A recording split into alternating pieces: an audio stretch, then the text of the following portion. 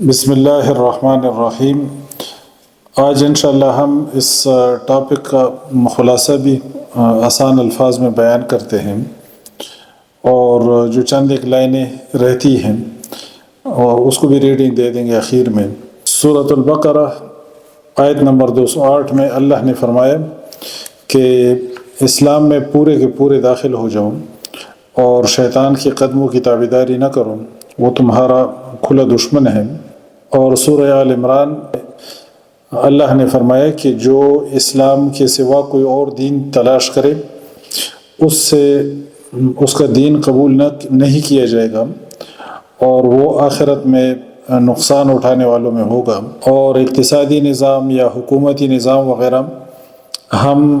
کسی اور سے مستعار نہیں لے سکتے۔ ہمارے معاشرے کے وہ لوگ جو کمیونزم کے حامی ہیں، ان کی گفتگو میں کمیونزم کے فلسفے کی جو بنیادی خطا ہے وہ نظر آتی ہے۔ وہ لوگوں کو کہتے ہیں کہ کمیونزم کا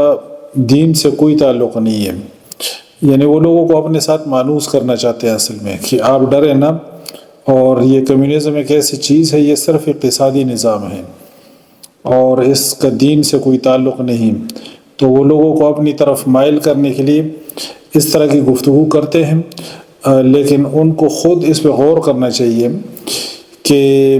جب آپ خود کہہ رہے ہیں کہ اس کا دین سے تعلق نہیں ہے، تو پھر یہ کیا ہے اگر اس کا دین سے تعلق نہیں ہے؟ اور دوسری بات آپ کیا کرتے ہیں کہ یہ صرف اقتصاد ہے، تو یہ جو بنیادی خطا ہے کارل مارکس کی فلسفی کے ساتھ، ڈائلیکٹیکل میٹیریلزم، جو مادہ پرستی ہے،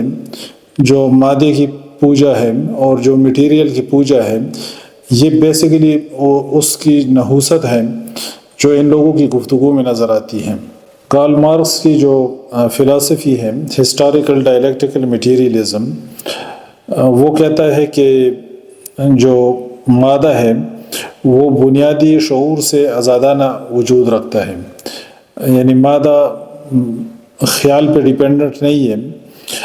بلکہ خیال جو ہے یہ مادے کی کریکٹرسٹک ہے، لہٰذا مادے نے خیال کو بنایا، نہ کہ خیال نے مادے کو۔ اس کا سیدھا اور آسان مطلب یہ ہے کہ خدا موجود نہیں، یعنی اس فلسفے کے مطابق، اور جو کچھ ہے مادہ ہی سب کچھ ہے۔ اور اس ٹاپک پر پچھلے ہم نے جتنی بھی ساری ویڈیوز اپلوڈ کی ہیں، اپنی دوسری جو ہماری انگلش کی بک ہے، an ultimate solution to the darkness illusions, تو وہ ویڈیوز اگر آپ دیکھیں تو یہ چیزیں آپ پر کلیئر ہو جائیں گی۔ یہ چیزیں ہم نے ادھر ڈسکس کی ہوئی ہیں، کم و بیش ہر ایک ویڈیو میں آپ کو اسی ٹاپک پہ، جو اللہ تعالیٰ کے وجود کے متعلق اور اس کائنات کا جو کریٹر ہے، یونیورس کا جو بنانے والا ہے، وہ ساری ویڈیوز ہماری اسی ٹاپک پر ہیں۔ اور کارل مارکس کی یہ فلسفی کہ کسی بھی قسم کا شعور مادے کے بغیر وجود نہیں رکھ سکتا، تو اس پر ہم ایک سوال کرتے ہیں کہ شعور جو ہے، اب جتنے جانور ہیں، ہاتھی کو لے لے یا دوسرے جو بڑے بڑے جانور ہیں،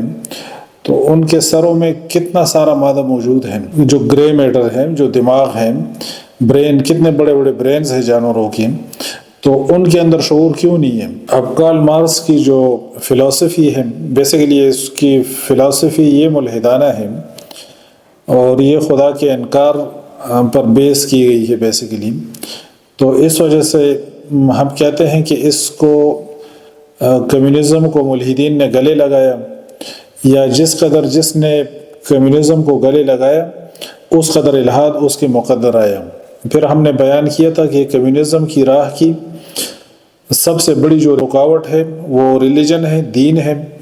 اس پہ ہم نے جو لینن کا وہ بیان کیا تھا ویکیپیڈیا سے، کہ لینن کہتے ہیں، ولادیمیر لینن،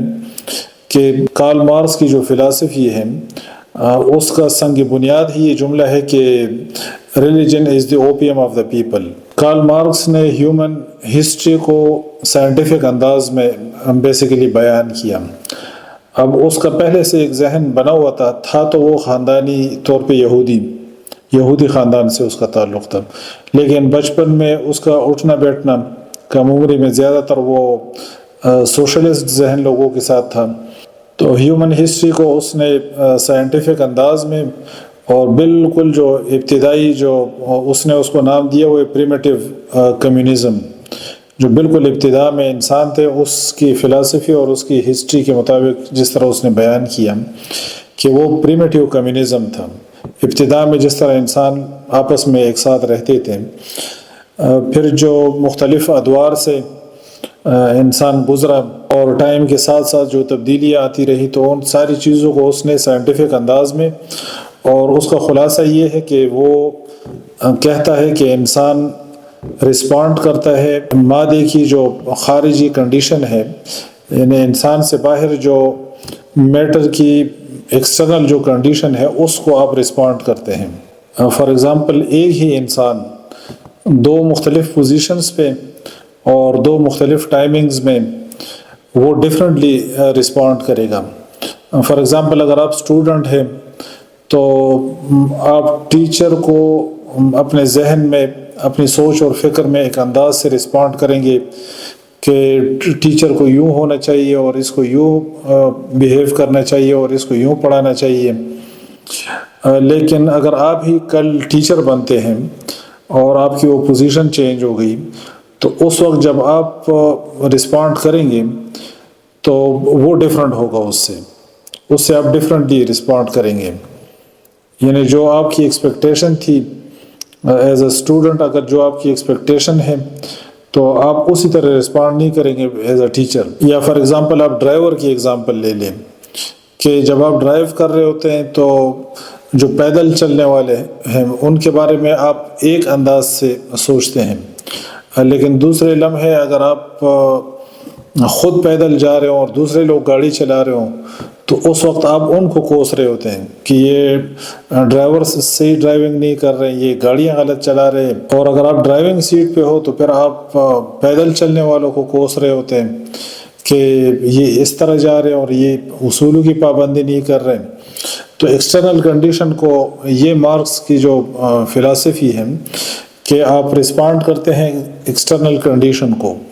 تو اس لیے وہ کمیونزم کو بھی نام دیتے ہیں کہ یہ جواب ہے کیپٹلزم کا، کہ جو کیپٹلزم میں اور اس ٹائم جو انڈسٹریلائزیشن کے بعد مزدوروں کے ساتھ جو ناانصافیت تھی، تو اس کنڈیشن کو وہ کہتے ہیں کہ کمیونزم جو ہے نا وہ ایک رسپانس ہے اور ریئیکشن ہے اس کو۔ لیکن اس پر ہم نے بات کی تھی کہ کمیونزم کا جو بیسک سٹرکچر ہے یہ تو کارل مارکس سے 2500 سال پہلے افلاطون نے پیش کیا تھا۔ اس وقت تو کوئی انڈسٹریلائزیشن نہیں تھی، اور 1516 میں سر تھامس مور نے کمیونزم کا بنیادی خاکہ پیش کیا تھا، یعنی کارل مارکس سے 200-250 سال پہلے، اور 2500 سال پہلے افلاطون نے پیش کیا تھا۔ تو یہ فلاسفرز کی دماغوں کی جو ہے نا بیسیکلی کریشن ہے۔